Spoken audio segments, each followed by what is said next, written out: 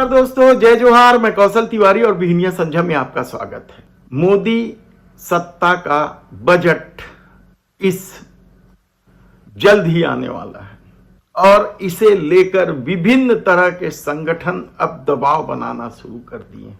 सहयोगी दलों ने भी बजट में अपने अनुकूल समावेश करने की मुद्दे वित्त मंत्री को सौंपते चले जा रहे हैं।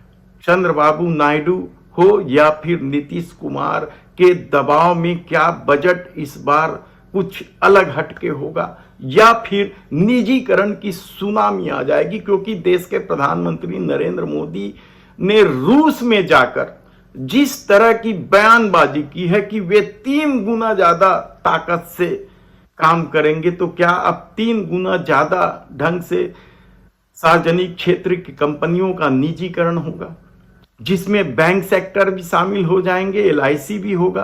कहना कठिन है, लेकिन अब जो खबर आ रही है वह मोदी सत्ता के लिए सबसे बड़ी परेशानी वाली खबर कहा जाए तब भी गलत नहीं होगा, क्योंकि चुनाव परिणाम के बाद से ही जिस तरीके से मोहन भागवत ने मोदी सरकार को लेकर, सीधे नाम नहीं लिया है उन्होंने, मोदी सरकार को लेकर किस तरह की बात कही है वह किसी से छिपा नहीं है और इसे लेकर देश में चर्चा भी हुई कि RSS नाराज है। हालांकि हमारा मानना है कि RSS के सामने कोई विकल्प नहीं है कि वह मोदी सरकार को छोड़ दे या भारतीय जनता पार्टी को छोड़ दे, इसलिए वह अपनी नाराजगी तो जरूर जाहिर करती है ताकि लोगों को लगे कि RSS कुछ बोल रही है, वह कंट्रोल में रखना चाहती। लेकिन हकीकत तो यह है कि मोदी शाह के कंट्रोल में RSS है और शायद यही वजह है कि पिछले 10 सालों में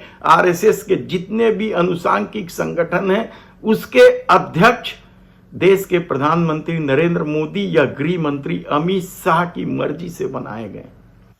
और यही वजह है कि चाहे किसान आंदोलन हो या श्रम कानून में बदलाव की बात हो या निजीकरण की बात हो, हर मामले में RSS ने खामोशी ओढ़ ली थी। और अब जब चुनाव परिणाम ने भाजपा को 240 सीट पर ला दिया है, तो RSS क्या इस परिणाम की वजह से बयानबाजी कर रही है या फिर राहुल गांधी ने जिस तरीके से RSS की भूमिका को लेकर सवाल उठाए हैं उससे बचने के लिए या उस जन आक्रोश से बचने के लिए RSS अपना खेल खेल रही है।